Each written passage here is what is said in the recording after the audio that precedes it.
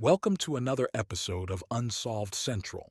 On today's video, we're going to take a look at the infamous Skull and Bones Society. We'll look at what little is known about them and peer into the theories and myths surrounding them. Before we start, well done to Sarah Wild on noticing the Mr. Ballin reference. Anyone who hasn't watched any of his stuff yet, you are definitely missing out. We're grateful of your suggestion for a retelling of Jeffrey Dahmer, but with his cases being believed to be solved, we'll have to leave that for now. If you have an unsolved myths, mysteries, or crimes you would like covered, we'd be more than happy to oblige.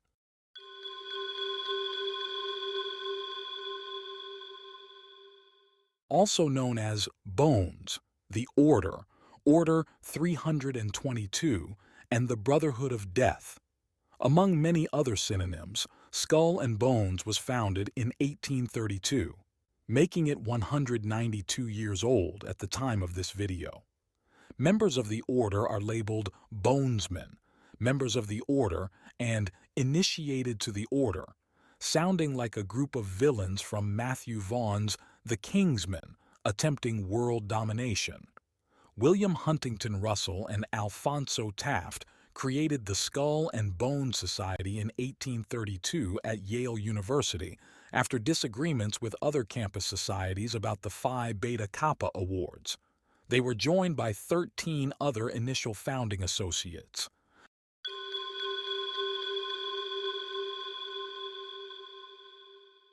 The fraternity was not always so cloak and dagger about its activities and membership. In actual fact, that has only been the case since the 1970s, a fairly short time considering how long it has been formed. Before the 70s, all members were known, having over 2,800 since its inception, although all rituals and practices were still restricted to those calling themselves Bonesmen. The clubhouse is called the Tomb and was built in 1856, with a second wing added in 1903 and neo-Gothic pillars to the garden in 1912. The main building is done in an Egyptian revivalist style, as was popular at the time. Officially, there is only the Yale chapter of Skull and Bones, but with many things about this sect, theories are rife. The patron saint for the group is fictional, called Eulogia, and is claimed by them to be the saint of eloquence. This is hugely ironic with the number of people that left Yale to become public speakers and leaders. The Russell Trust Association was set up by William Huntington Russell in 1856, holding and maintaining all assets for the order, with a 2016 IRS submission claiming $3.9 million in value, just over 3 million British pounds at today's conversion rate. One of the assets is Deer Island, a 40-acre plot in the St. Lawrence River, near Alexandria Bay, New York State. This private land is said to be used for any member to get together and rekindle old friendships, which sounds very similar to the basis of Bohemian Grove. If you would like a separate video going into Bohemian Grove, please comment and let us know. Skull and Bones taps 15 new members each year, with 15 being thought of as significant to the total number of original members.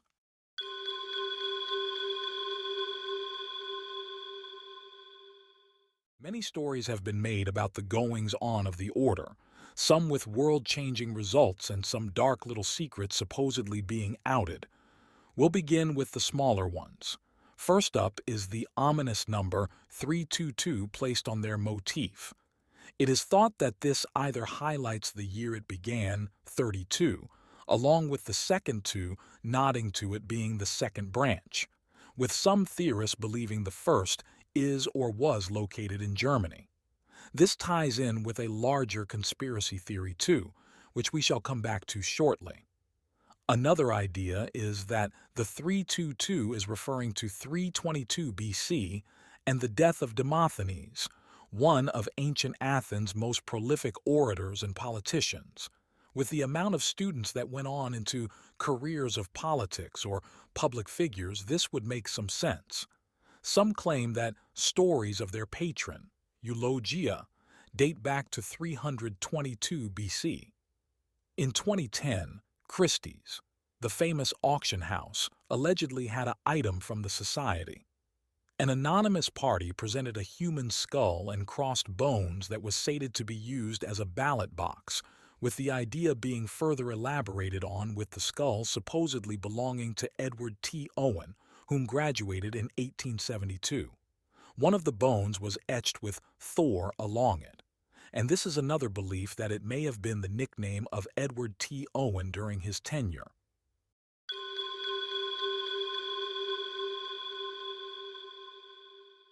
As we said earlier, newer generations of the skull and bones are now kept secret, which makes the true evaluation much harder.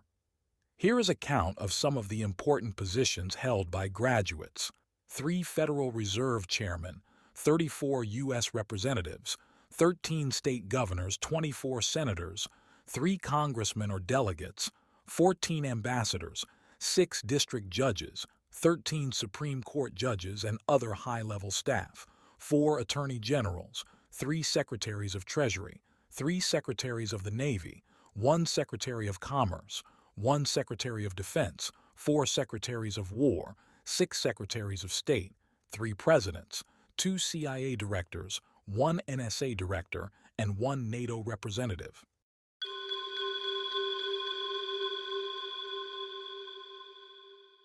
Over the years, much interest and intrigue has been shown to the tight-lipped club by the media. Here are some of the highlights. The 1966 Batman series featuring the much-loved Adam West referenced Bruce Wayne's great-grandfather being tapped for skull and bones while at Yale, with a remark following saying he founded the order. The Simpsons makes hints on 2 separate episodes about Mr. Burns being a bonesman. In one, he shakes hands with a collie dog and exclaims, "I believe this dog was in Skull and Bones." Another episode shows Mr. Burns returning to Yale, and after being disgruntled with the changes and political correctness age, he retreats to the tomb. In Family Guy, Chris goes to Yale. After struggling to fit in with the rich kids, Lois asks her father to help out. Chris has a sack put over his head and taken to a secret room by cloaked figures. His grandfather is among them when they take off their hoods and welcomes Chris to Skull and Bones, where the most powerful men in the world are groomed for their futures. Every president, every CEO, every douchebag named Ryan Seacrest. Apologies, Ryan. I'm just reading the quote. Those are obviously satiric and intended to poke fun, with little to no serious information in it. However, 2 other references we've found are slightly more serious. George W. Bush included a comment about the Brotherhood of Death in his autobiography with a very insightful, "Senior year I joined Skull and Bones, a secret society, so secret I can't say anything more than that." NBC's Tim Russert interviewed both George W. Bush and John Kerry during the 2004 presidential elections, both of which were Bonesmen. When pushing for information about the society, his answers were, "It's so secret we can't talk about it," said Bush. Kerry's reply was even more opaque. "I wish there were something secret I could manifest there," he said.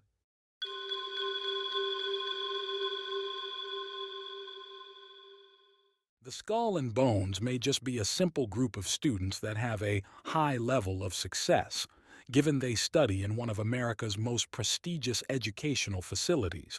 It wouldn't be too much of a stretch. Enjoying the image and intrigue it garners by maintaining the air of mystery could well be a part of their collective personality. However, if there is more to the order, the following theories may have some credit to them.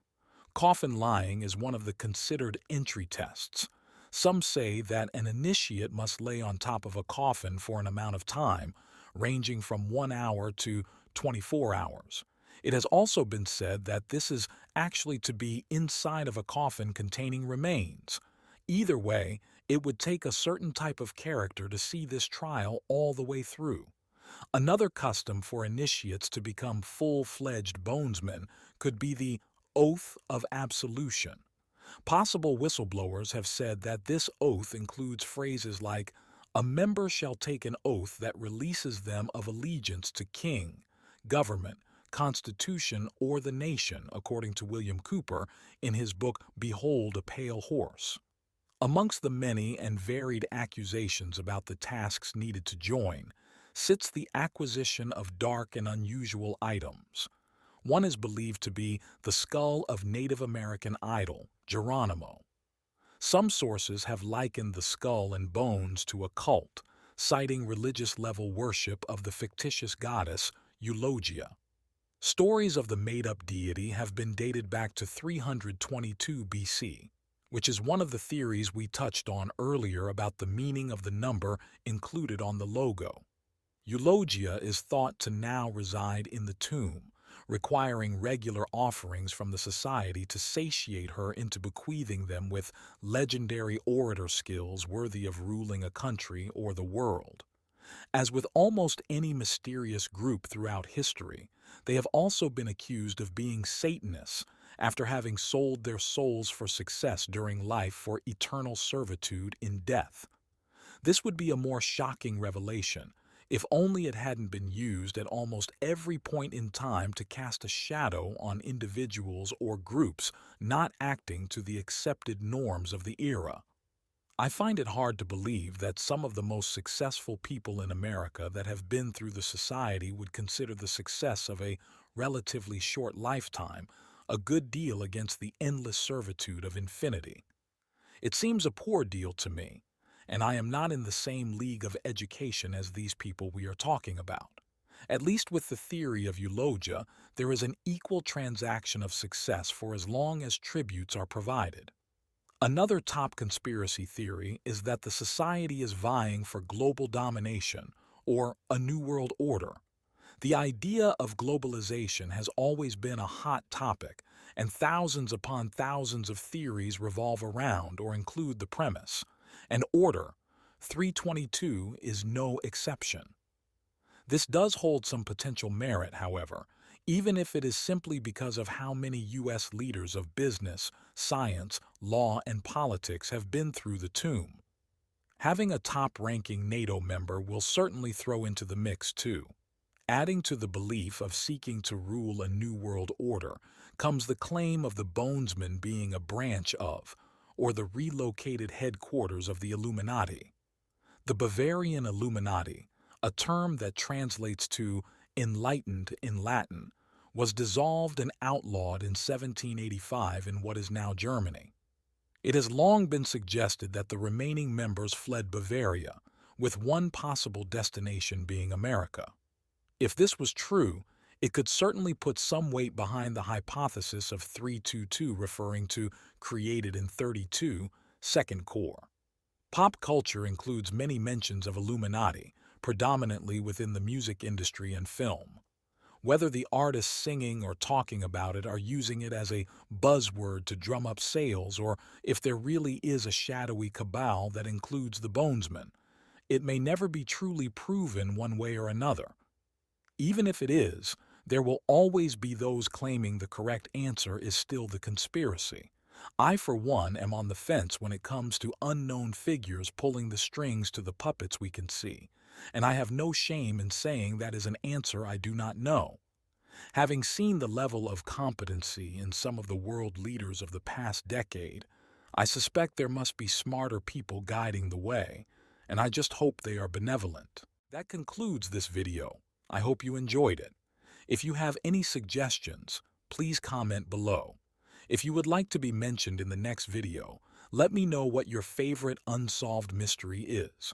Whether you want crimes that have police chasing their tail, strange occurrences that can only be imagined, or more dives into the world of secret societies and the members with strange handshakes.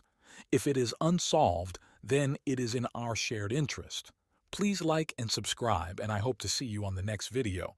Thank you to you viewers that watched and listened all the way through. You are amazing.